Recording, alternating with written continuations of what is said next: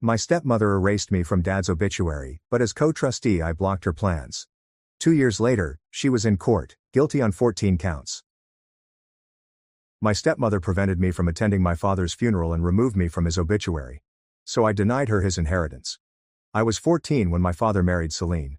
She was everything you'd expect from a woman who used the term networking and referred to her nail technician as her therapist. On the surface, she was all smiles and high-end perfume. But behind closed doors, Celine acted as a gatekeeper for attention, affection, and finally, my father. When Dad married her, she insisted on blending families. But what she truly meant was that I should blend into the background. She had 2 adult children from her former marriage, who were both noisy, entitled, and allergic to labor. And she ensured that their needs came first. If Dad gave me $50 for a school trip, she'd huff and say, "Must be nice." My kids didn't get handouts like that. They did, all the time. If Dad had scheduled a weekend with me, there was an unexpected family issue on her end that demanded his presence. By the time I was 18, our relationship had been limited to brief phone conversations and the occasional lunch, which Mom was always too busy to attend. Then 2 years ago, Dad became ill. It wasn't the type of illness you could recover from. I discovered out via my cousin, not Celine, who presumably did not want to concern me. By the time I arrived at the hospital, she had already established control over who could visit, when, and for how long. I was given a few hours every week, but only if she was present to monitor. When I asked Dad about it, he just sighed and said, "Let's not make things harder than they have to be." That was his way of avoiding controversy. But I saw it in his eyes. He wanted me there. A few months later, I received the call. Dad was gone. I cried until my chest hurt. Then I inquired about the funeral. Celine's voice was stern when she stated, "I don't think it's appropriate for you to be there."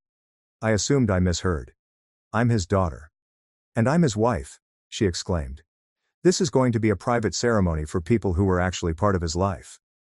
I had trouble breathing. "I am a part of his life." "Not in the way that matters," she responded before hanging up. I drove to her house that night, enraged, but she refused to answer the door. The following day I tried again. Still nothing. Finally I called her from a different phone number. She responded with the phony, nice tone she used on strangers. But when she learned it was me, she added, "If you show up, I'll have security remove you." I didn't believe she would go that far until I saw the obituary. My name wasn't mentioned once. It named her children as his cherished family, but left me out completely. I can't convey the pain it causes.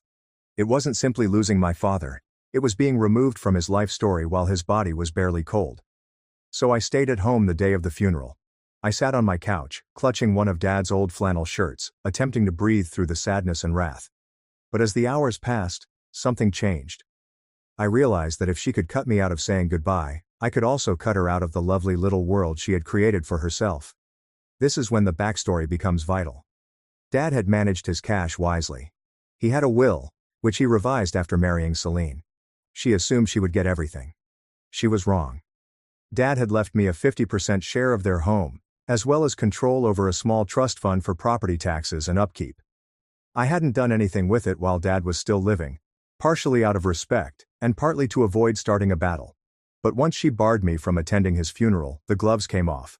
Within a week, I had met with an attorney. We examined the deed and trust clauses. Legally, Celine could not sell or refinance the house without my permission. She couldn't even do big renovations without my agreement. I also served as a co-trustee for the trust fund. That meant that any expenses she requested had to be paid through me. I didn't say anything to her at first. I merely started utilizing my rights cautiously and deliberately. She wanted to renovate the kitchen, but was forbidden. She wanted to have a big Christmas party, but not without the event insurance I required for any gathering above 20 people. She wanted the trust to pay for landscaping, but only if she utilized the budget service I recommended. At first, she attempted to ignore me. Then she attempted to charm me. When it didn't work, she erupted, accusing me of attempting to destroy her life. I gently reminded her. "I'm simply protecting my father's assets, you know, the man whose funeral you barred me from attending." It took her less than 6 months to put the house on the market. She couldn't bear living in a home where she had to seek my permission to paint a wall. When it sold, I received a portion of the proceeds, enough to cover the down payment on my own home. The best part was that word spread around the family about what she had done. She thought she had control over the story, but people began to question why I hadn't attended the funeral. I spoke the truth. Now she's the one who isn't welcome at family gatherings. I never got to say goodbye to my father in the way I wanted, and I will never forgive her for that. But every time I unlocked the door to the house I bought with the money she thought she'd keep, I saw Dad smiling, knowing I hadn't let her win.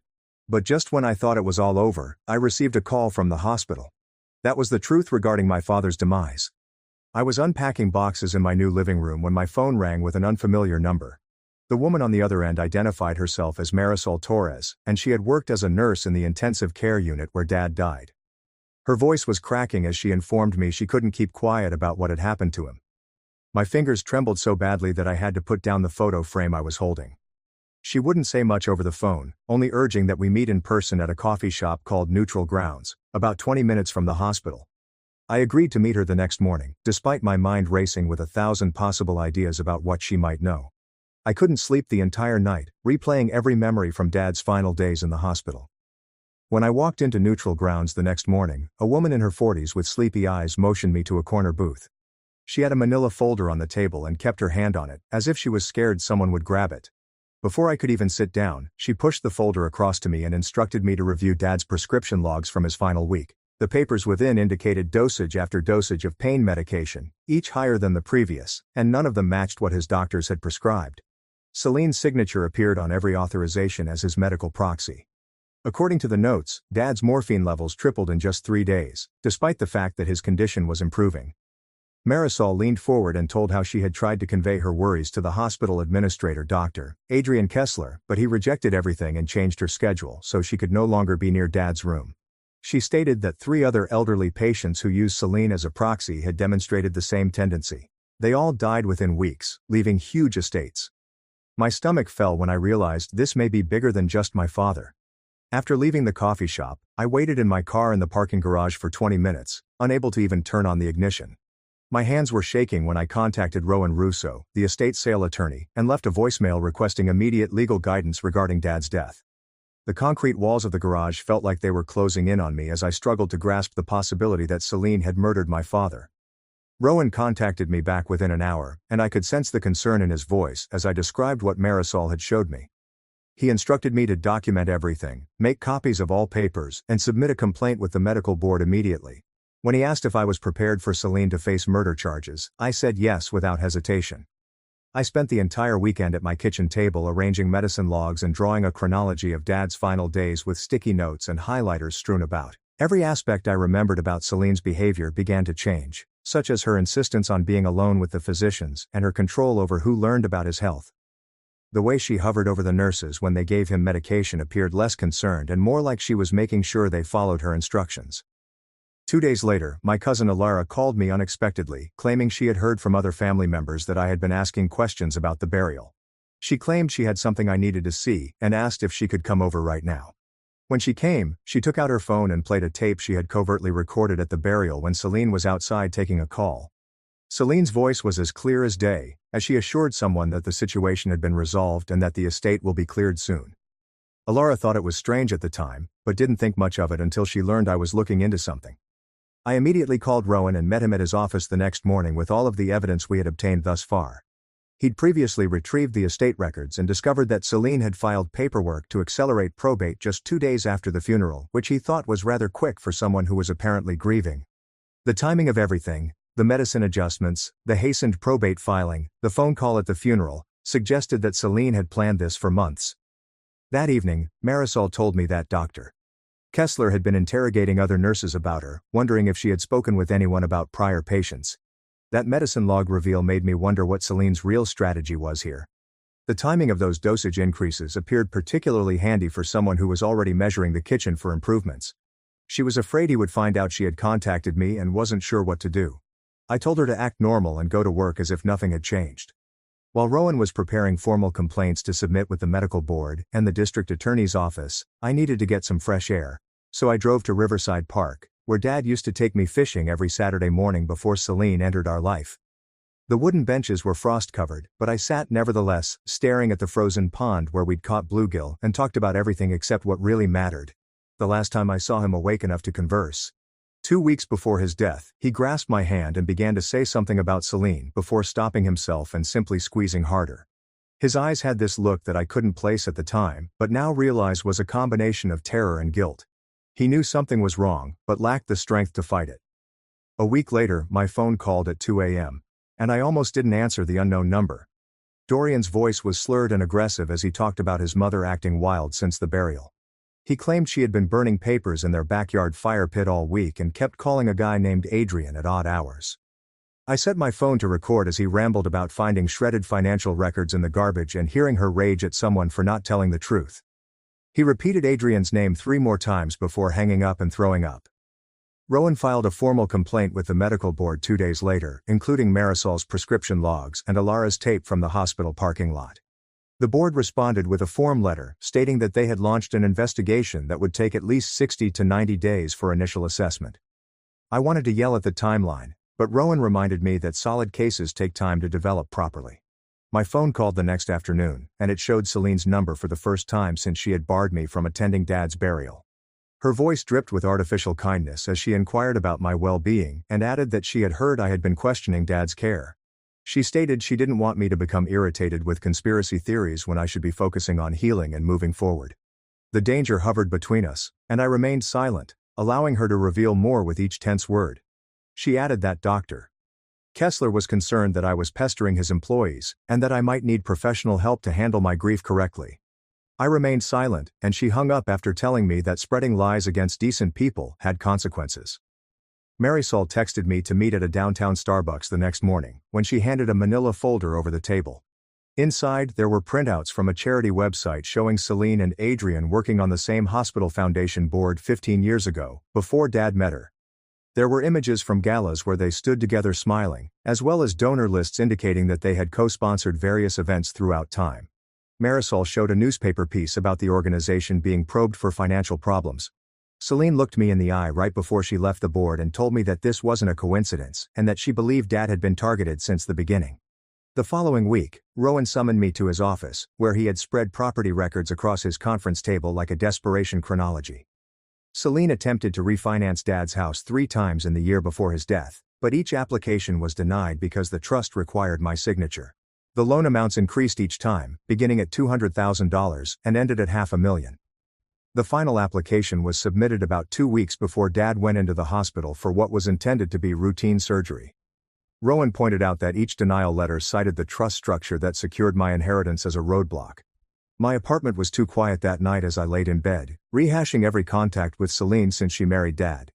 I remembered her expression when Dad informed her that he had revised his will to safeguard my portion of everything they owned jointly. She had smiled, but her knuckles were white as she grasped her wine glass and spoke how families should entirely trust each other. Even then, the way she phrased trust felt threatening, but I was too little to understand it. Alara arrived at my door 3 days later with her laptop and a flash drive containing images from Dad's funeral. She'd been in the parking lot during the reception I'd been barred from and noticed Celine meeting with Adrian among the dumpsters. The timing read 2:47 p.m., while everyone else was inside eating finger sandwiches and discussing recollections that I was not permitted to hear. Adrian was swinging his arms and pointing at Celine, and she was holding up her hands as if to calm him down. In one photo his face was red and aggressive, and Celine appeared terrified for the first time. 3 weeks after her first call, Marisol texted me in a panic, claiming the medical board had contacted her for a formal interview that morning. By lunchtime, she'd been suspended from work pending an internal inquiry into patient confidentiality violations and improper access to medical documents. She was crying when she called, stating she couldn't afford to lose her job and nursing license because of this. Rowan immediately drove to the hospital with paperwork for a whistleblower protection claim, claiming that her suspension was illegal reprisal for exposing probable patient injury. He also served subpoenas on all patient records where Adrian was the attending physician and Celine was designated as the family contact or healthcare proxy. The next morning, Ilara called and invited me to come over because she had discovered some old photo albums from family gatherings. I drove to her modest kitchen where she had boxes all over the table. We began looking through photos from 2 years ago, when Dad appeared fully healthy and robust. Ilara pointed to one when he was carrying her daughter on his shoulders at a birthday party. She calmly stated that he should have had at least 10 more good years. I nodded and continued turning the pages till my phone rang with Dorian's name on the screen. His voice sounded different this time. Sober and frightened, rather than intoxicated and angry. He informed me his mother had been shifting money between bank accounts all week. She discussed Adrian's plan falling apart, and the need to cover their tracks. He was starting to suspect his mother was involved in something very awful. I told him to write down what he remembered and phoned Rowan's office right away. 2 days later, I met Marisol at a park near the hospital, where she burst into tears. She kept insisting that she couldn't afford to lose her nursing license or her work with 3 children at home. I pledged to pay for all of her legal bills, as well as any lost wages, as a result of this fiasco. I assured her that my father would have wanted the truth to be out, regardless of the cost. She wiped her eyes and hugged me before returning to her car. Rowan contacted me from his office that afternoon, sounding upset for the first time since I had known him. Celine's lawyer had written him a cease and desist letter, threatening to sue for defamation if I continued to propagate what they deemed malicious lies. Rowan immediately filed a formal criminal complaint with the Milwaukee Police Department on the same day. He claimed the threat merely showed they were terrified, and we were on the right road. After almost a month of paperwork and waiting, my phone rang with an unknown number. The woman introduced herself as Detective Callum Monroe from the Milwaukee Police Department's Fraud Division. She wanted to set up an interview about my father's death and the claims we'd made. She said that they were conducting a formal inquiry into alleged medical fraud and elder abuse at the hospital. The investigation was officially underway, and they would be contacting everyone involved for statements. 3 nights later, around 11 p.m., someone knocked on my door, which scared me because I hadn't expected anyone. Through the peephole, I noticed Leora standing there, afraid and staring over her shoulder. When I opened the door, she virtually fell inside and began chatting quickly about her mother. She'd overheard Celine on the phone with Adrian, talking about how to tie up loose ends before the probe became deeper. Leora was convinced her mother would target her next because she knew so much about their relationship. I grabbed my keys and drove her straight to Rowan's office, despite the fact that it was nearly midnight. He met us there and took Leora's written testimony, during which she divulged all she knew about her mother's activities. She explained that Celine had used her old nursing textbooks to investigate certain drugs and their interactions. This investigation began months before my father became ill, which made things considerably harder. Leora gave us images of her mother's notes on medicine dose and interaction effects. The next week, Detective Johnson summoned Adrian to the downtown police station for questioning. Adrian appeared uneasy and constantly wiping sweat from his brow during the interview. He argued that Celine was simply a caring wife making routine medical decisions for her ailing husband. However, when the investigator inquired about the pattern of similar fatalities and his long association with Celine, he was unable to say anything. He continued altering his tale and contradicting himself, as documented in the detective's report. Meanwhile, I went through the storage unit where I had stored Dad's possessions after selling the property. I discovered a journal he had been keeping throughout his dying months that I had no idea existed. His handwriting became shakier as the pages progressed, and he described feeling fuzzy following Celine's visits. He wondered if his prescriptions were correct and why he felt worse after she helped him take his pills. Leora showed up at 11 p.m. With dirt on her own mother, she elevates family drama to Olympic proportions. Most kids steal car keys, but she's out here gathering evidence of murder plans like they're Pokemon cards. Reading about his conflicted feelings about trusting his wife while suspecting something was wrong made me sick. The next day, Rowan received a call from Marisol's lawyer with some shocking news. 2 additional nurses from the hospital had contacted them, expressing similar worries about Adrian. They'd been too terrified to speak up before, but Marisol's bravery inspired others to do so. After that, the inquiry picked up speed, and Rowan suggested we meet with the detective again to go over everything we'd discovered thus far. 6 weeks had passed since the first hospital call, and I was beginning to believe we were making progress when I ran across Celine at a grocery shop near my new home. I was piling suitcases into my car when I heard her voice behind me. My entire body turned cold. She was standing in between 2 automobiles, obstructing my path, and her face appeared different, thinner and older. She got closer, and I could smell the same expensive perfume she always used, but it made me want to throw up.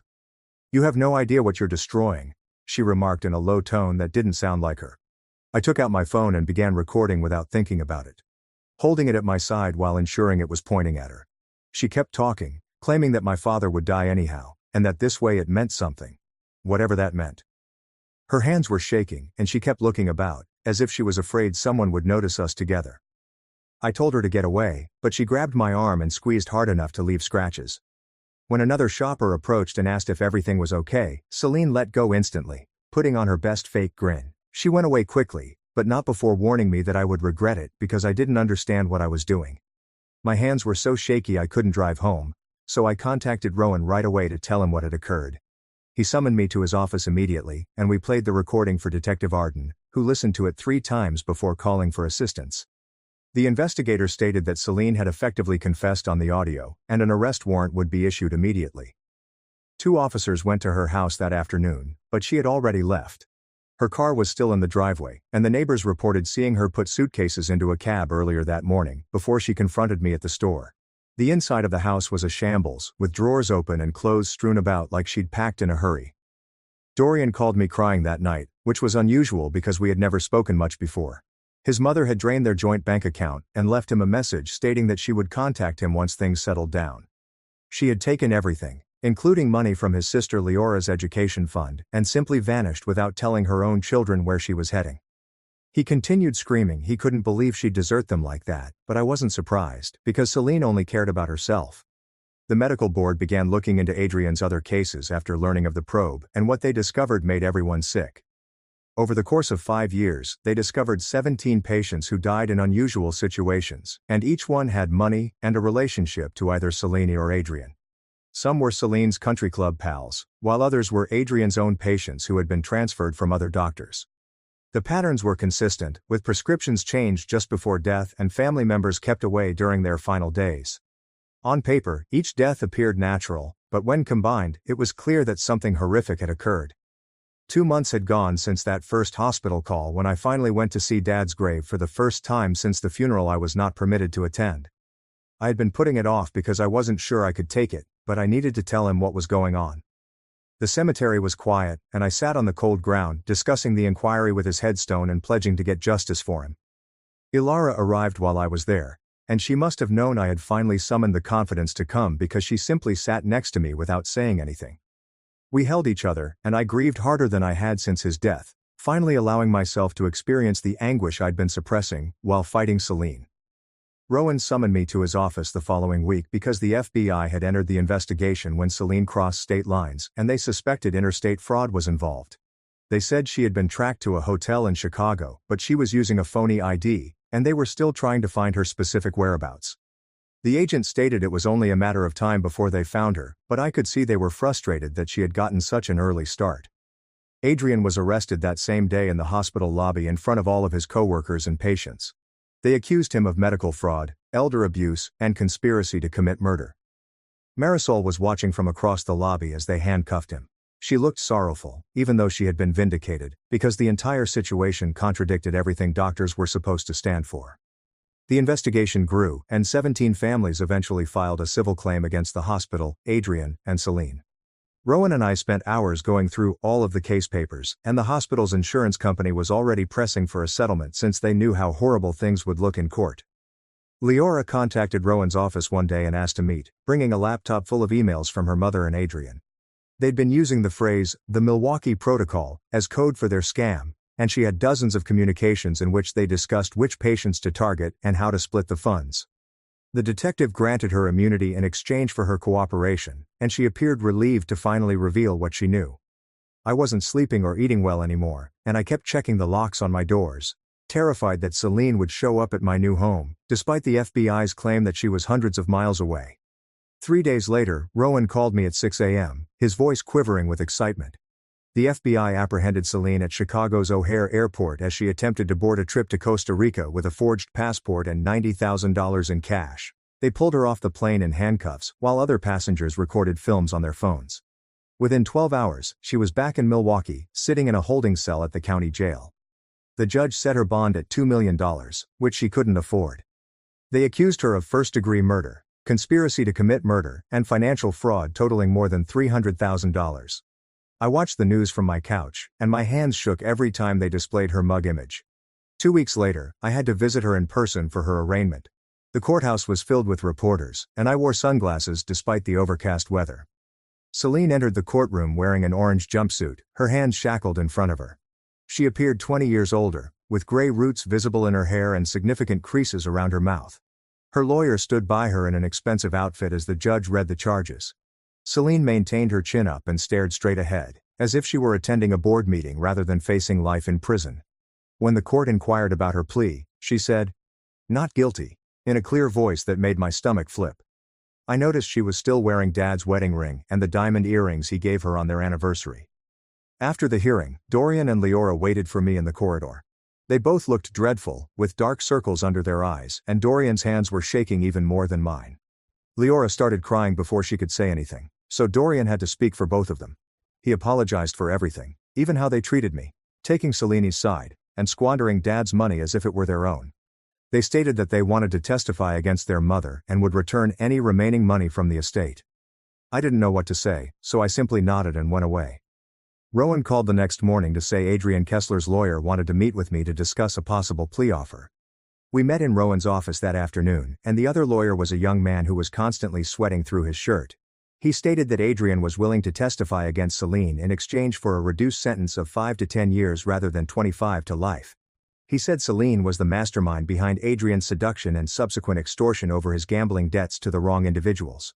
Adrian would send emails, text messages, and recordings of their conversations to plan everything. Rowan gazed at me, waiting for my response. I wanted them both to rot in prison forever, but Rowan explained that without Adrian's evidence, it would be more difficult to convict Celine of murder, rather than negligence. My fists were clenched under the table, and I could barely breathe as I imagined Dad dying alone as they counted their money. Rowan told us we didn't have to make a decision right away, but the offer would expire in 48 hours. I went home and threw up twice before contacting Rowan again to accept the agreement. 3 months of depositions, evidence reviews and motion hearings left my head spinning. The pretrial hearing was scheduled for Tuesday morning, and Celine's lawyer attempted to have the entire case thrown out. He stood there debating about circumstantial evidence, chain of custody, and reasonable doubt, while Celine remained still in her chair. The prosecutor brought forth 8 boxes of evidence on the table, including medical records, financial statements, and a timeline indicating that Celine and Adrian were together the night Dad died. While we sat there waiting, the judge spent an hour evaluating everything. Celine's grocery store confrontation seems curiously timed. She is about to flee but stops to threaten me first. Her comment about Dad's death implying something makes me wonder what warped reasoning she's using to excuse everything. When he finally spoke, he dismissed the motion, claiming there was more than enough evidence for a trial. Celine's face turned white, and she grasped her lawyer's arm so firmly he winced. That same week, Marisol contacted to let me know she was back at work after winning her wrongful termination lawsuit against the hospital. They had to pay her $200,000 and promote her to head of patient advocacy. She stated that the hospital developed new supervision measures and removed 3 additional officials who were involved in the cover-up. She thanked me for standing by her when everyone else had abandoned her. A week later I met with the prosecutor's expert witness, a toxicologist at Johns Hopkins who specializes in medication interactions. We were in a conference room, reading over Dad's medical papers page by page as he described what each prescription performed. He demonstrated how the medications they gave Dad would cause his liver and kidneys to shut down in just hours. The doses were 3 times more than usual, and combined with medications that should never be administered together. He claimed it was almost certain to induce organ failure, and whomever ordered it knew exactly what would happen. Each page felt like another stab in my chest, as I saw Dad's vitals sink while they continued to pump him full of poison. Alara contacted me that night, crying because she discovered something on her father's old computer. There were emails from 2 years ago, in which my uncle feared Selena was having an affair with someone he dubbed Ma. The emails were sent around the same time Selena and Adrian were on the charity board together. My uncle reported that he spotted them at a hotel restaurant when Celine informed Dad that she was visiting her sister in Phoenix. He never told Dad because he didn't have proof and didn't want to raise difficulties without knowing. The next morning Celine's lawyer called Rowan and said his client wanted to make an offer. Celine would tell me Dad's true final words and explain what happened that night if I agreed to dismiss the criminal accusations. Rowan placed the conversation on speaker, and I could hear the lawyer's distress. I ordered him to inform Celine that she could accept her offer and go to hell since I already knew what she did to Dad. The lawyer attempted to protest, but Rowan hung up on him. Rowan phoned me 2 days later and asked me to come to the district attorney's office immediately. I traveled downtown and found the building crowded with reporters, who jammed microphones in my face as I pushed through. Inside the meeting room, 3 federal prosecutors sat with boxes of files placed on the table. The chief prosecutor, a lady with gray hair twisted tightly into a bun, spread out documentation linking Celine's name to hospitals in Illinois, Indiana, and Ohio. She pointed to dates dating back 7 years and stated that they had uncovered 17 families just like mine. Each case followed the same pattern. Elderly individuals died abruptly as Celine or Adrian oversaw their treatment. The FBI was now investigating this as organized crime, and RICO charges were being filed. I left that meeting feeling ill, but yet glad that Dad was not the only victim. The following week, I found myself sitting in a circle of folding chairs at a community center, listening to strangers recount stories that sounded identical to mine. Miriam cried as she explained how her mother's nurse refused to allow her to visit during her final days. A man named Gareth presented us an obituary in which his stepmother deleted him, exactly like Celine eliminated me. We gathered on Tuesdays, and I began bringing coffee and pastries since these individuals understood what I was going through.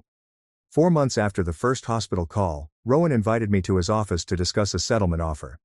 The hospital sought to avoid a trial and offered $8 million to be split among the 17 families. I looked at the sum on the paper and felt my stomach turn because no amount of money could bring Dad back. Rowan gave me 48 hours to decide, and I spent the 2 days roaming around my house, unable to eat or sleep. I eventually consented since the other families required closure, and some of them had medical bills from attempting to save their loved ones. Adrian gave his deposition the next week in a room with 2 stenographers and 5 lawyers. He sat there in his orange jumpsuit explaining how Celine would visit charity galas and hospital fundraisers solely to pick targets. She sought out wealthy widowers or guys with strained family situations, whom she might separate from their children. He elaborated. My dad was perfect because of our existing tension and his guilt about not standing up to her. Adrian described their system, in which Celine would advocate for specific drugs that confused patients while Adrian manipulated medical records to conceal the deaths. Leora contacted me crying one afternoon, claiming she had discovered something dreadful. Her mother had handed her bank account numbers years before, claiming they were for emergencies. However, Leora learned that Celine was accessing them from jail using a contraband phone. She had previously attempted to transfer $200,000 to a Cayman Islands bank account. Leora drove immediately to the police station and turned over everything, even passwords and routing information that Celine had placed in a recipe box. Detective Ezra congratulated her and quickly notified the FBI, who froze the accounts within hours. The forensic accountants discovered more than $3 million distributed across 12 separate offshore accounts, all paid by Celine's prior victims. The authorities confiscated every dime and began the process of restoring it to the family she had plundered. I chose to go to Dad's old house, despite the fact that strangers currently dwell there. The new owners, a young couple with a newborn, allowed me to wander around the rooms where I had grown up. I stood in Dad's study, where he used to help me with homework, and realized I had been so intent on gaining justice that I had never allowed myself to grieve. The woman served me tea and let me sit in the backyard, where Dad and I used to grill burgers on Sundays. I cried for an hour on their patio furniture while they pretended to be busy indoors. A few weeks later, Dorian called to tell me he had landed a job loading trucks at a warehouse. He'd never worked a day in his life, but he felt compelled to do something honest after years of surviving off his mother's criminal activities. We met for coffee, and he apologized for the years he had treated me as garbage. He showed me his first paycheck and claimed he was saving it to repay some of the families his mother had wronged. I didn't entirely forgive him, but I was glad he was attempting to improve. The prosecution discovered additional evidence, including 3 life insurance policies that Celine had taken out on Dad without his knowledge. Each policy was worth between $1 and $2 million, and they were all obtained within the year of his death. The insurance companies had already paid out, but were now suing for their money back due to fraud. The judge conducted a hearing 2 weeks before the trial to consider Celine's lawyer's request to shift the trial to another county. Her lawyer claimed that the media coverage made it hard to find an impartial jury in our area. The judge, an older guy with glasses, looked at Celine and stated that she caused the situation via her own selfishness and brutality. He refused the motion and scheduled jury selection to begin Monday morning. Rowan's office was on the 3rd floor of an old brick building downtown, where I spent the next 3 days attempting to prepare my victim impact statement. I sat at his conference table with a legal pad, striking off sentences as Rowan studied case files across from me.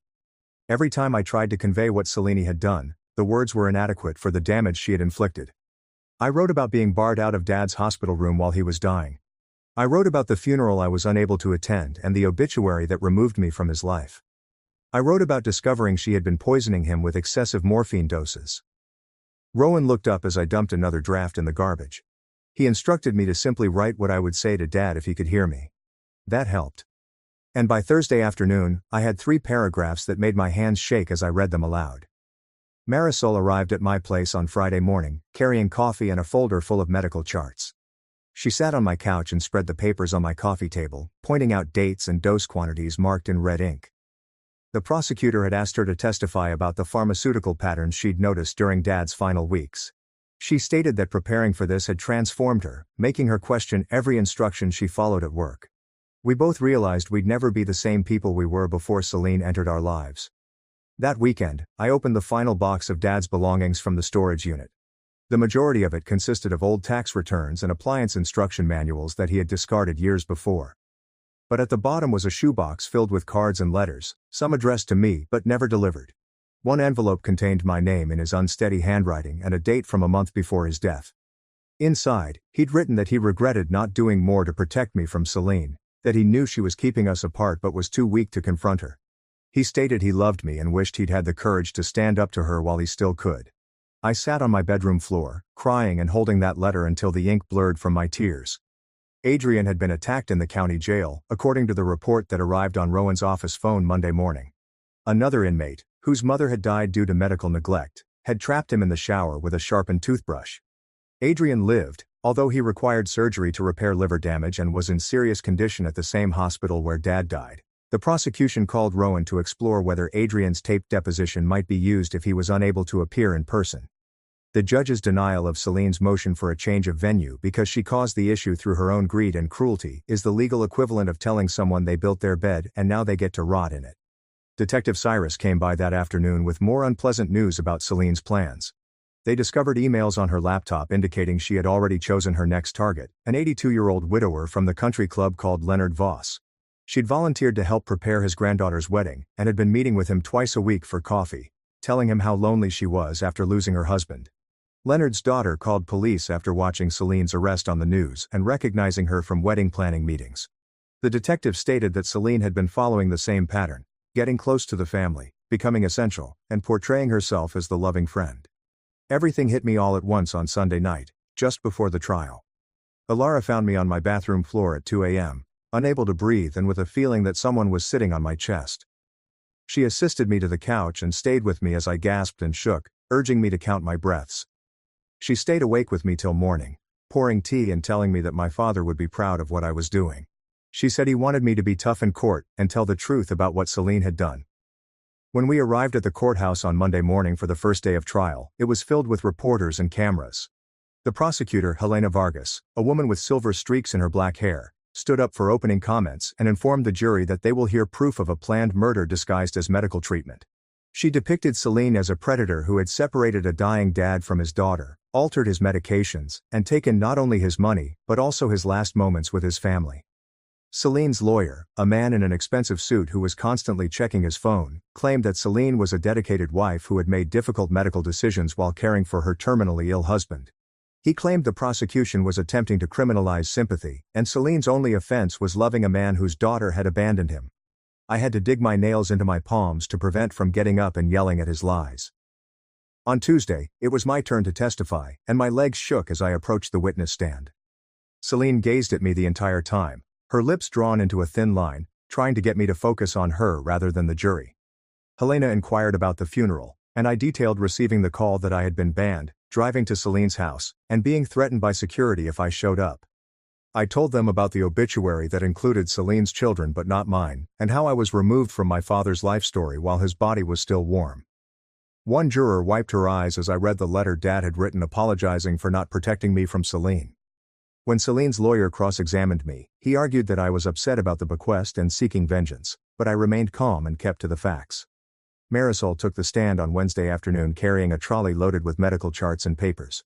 She guided the jurors through each morphine dose, demonstrating how the doses rose while Celine was alone with Dad.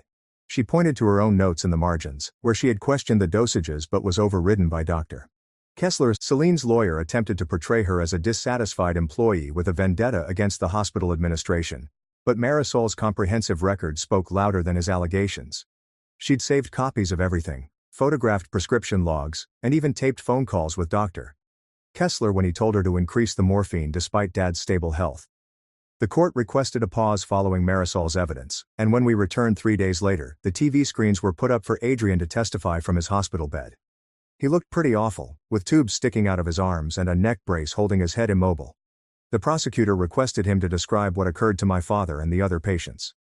Adrian began slowly, His voice hoarse across the video link, explaining how Selene would come to his office with cookies and coffee.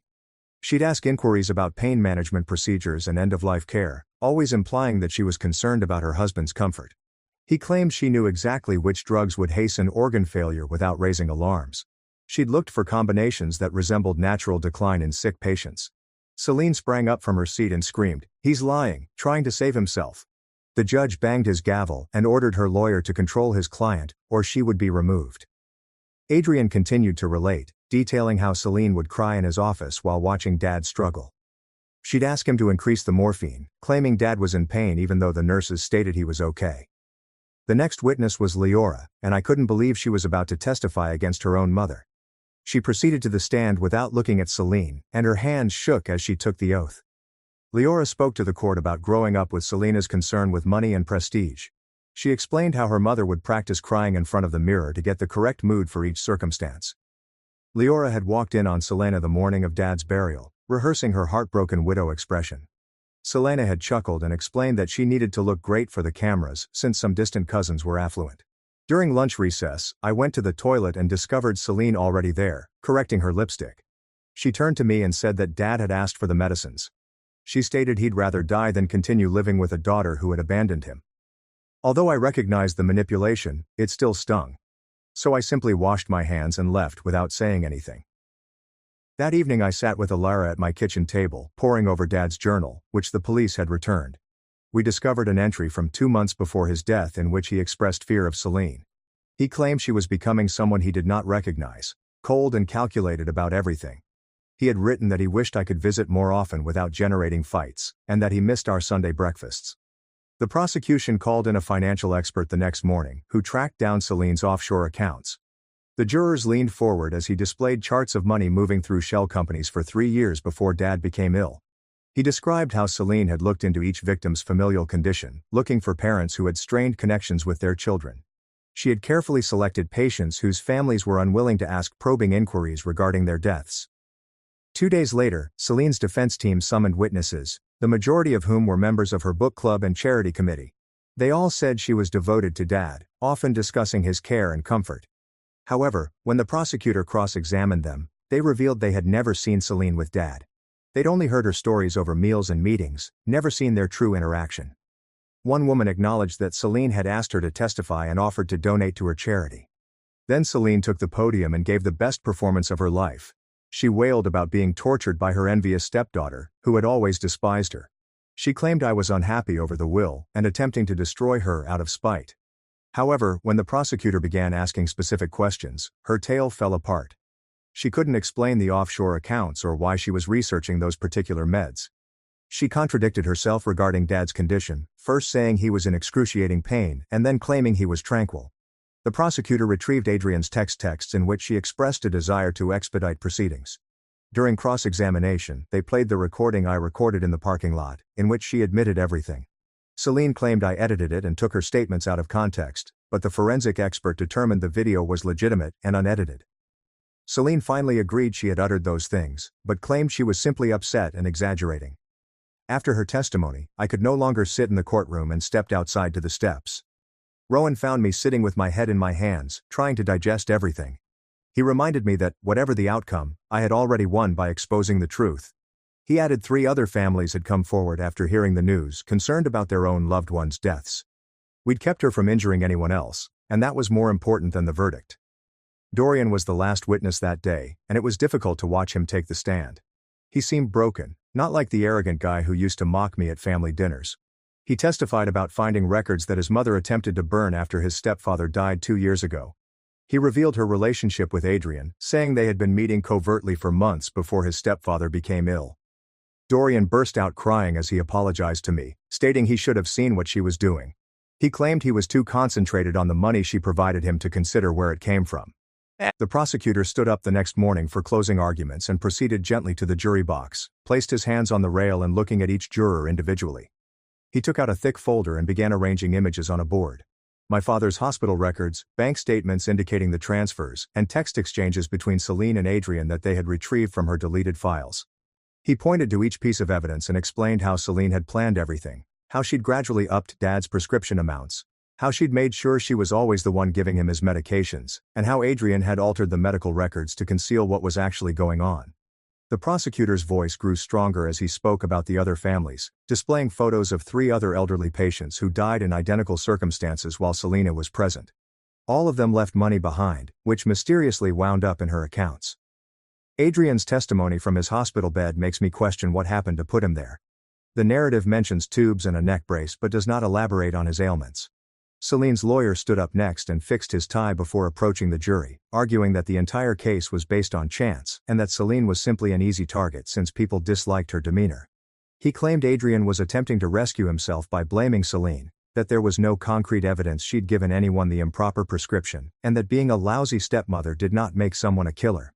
The jury departed to deliberate, and I found myself in the courthouse waiting area, Ilara holding my hand and Rowan checking his phone every few minutes.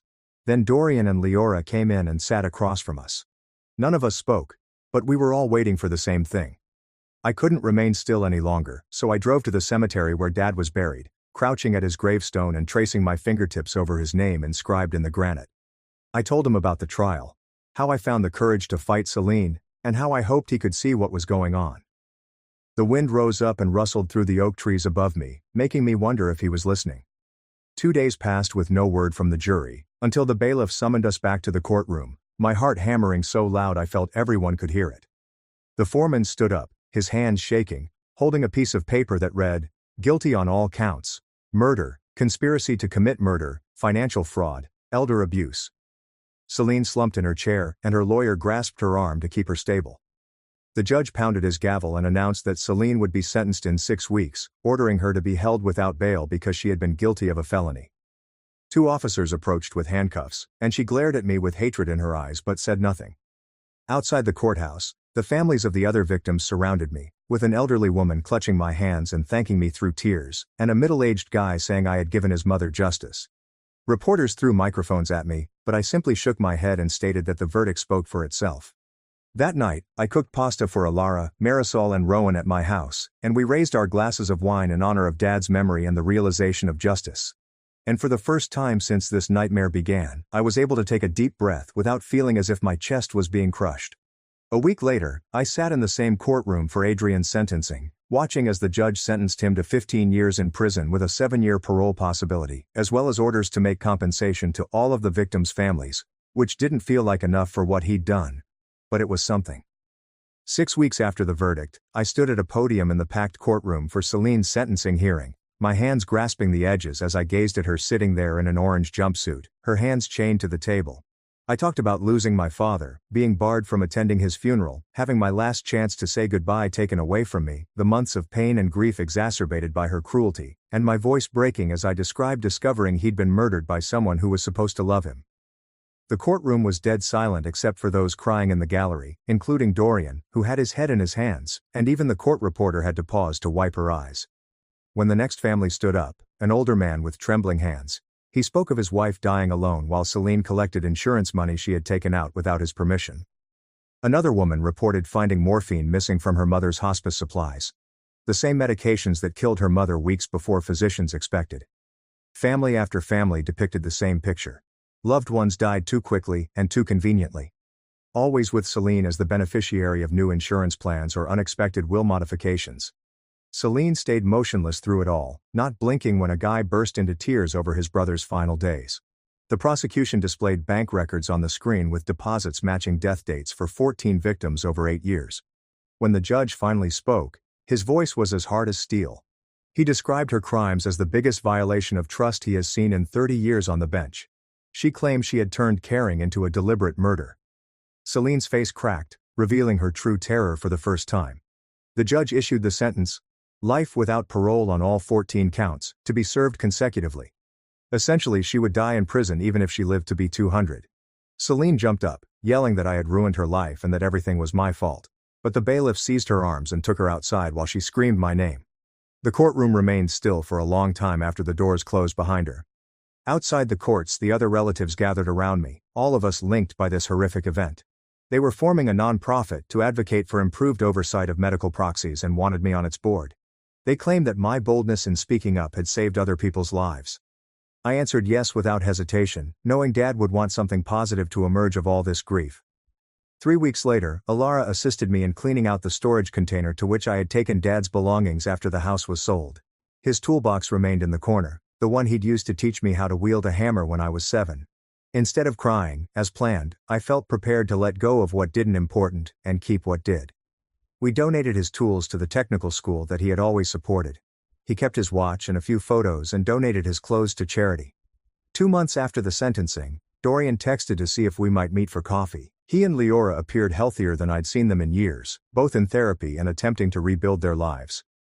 Leora was returning to nursing school with her own money from a job she'd found, and Dorian had been saving for his own apartment rather than live on welfare. They apologized for not seeing what their mother was. They said they understood if I never wanted to see them again, but looking at them trying so hard to be better, I realized they were also victims in their own way. The hospital settlement came through the following month, with each family receiving compensation for their loss. I utilized my half to fully fund the foundation we had established and to establish a nursing scholarship in Dad's name at the institution. The grant would go to those who are committed to ethical conduct. Children who realized that caring for the defenseless was a sacred responsibility. Marisol contacted me crying after the hospital made her director of their new elder care supervision program, which they established after everything was revealed. She promised to respect Dad and the others by ensuring that no nurse would ever do what Selene did again. By Thanksgiving, my life had settled into a new rhythm. I held supper at my house for Alara's family, Marisol, and shockingly, Dorian and Leora, who brought homemade pie. We raised our glasses to the individuals we'd lost, and to the weird family we'd formed through shared grief and healing. Nobody mentioned Celine by name. A week before Christmas, Selena received a letter from the prison with her prisoner number on it. I recognized her handwriting and understood without opening it that she was attempting to influence me one final time, most likely by begging for money or making me feel bad. I didn't read beyond the first line, when she stated that I owed her an apology. I went to my fireplace, struck a match, and watched her words burn to ashes. The remainder of her influence over me rose up the chimney as smoke. Spring arrived early that year, and I was finally ready to start the memorial garden I had been preparing. I got Dad's favorite flowers. The yellow roses he'd planted at our previous home before Celine forced him to pull them out since she was allergic. As I dug the soil with new tools, not ones I'd donated, but ones I'd purchased myself, I reflected on how Celine took his final moments but couldn't steal what truly important. She couldn't take away the Saturday mornings Dad taught me how to change oil in the garage, the way he held me at my college graduation, or the fact that he proclaimed me his greatest accomplishment, even while Celine rolled her eyes. Every spring, the garden would flourish, proving that truth can find its way through even the deepest dirt. Dad would have enjoyed it, knowing that in the end, love and justice triumphed over any untruth.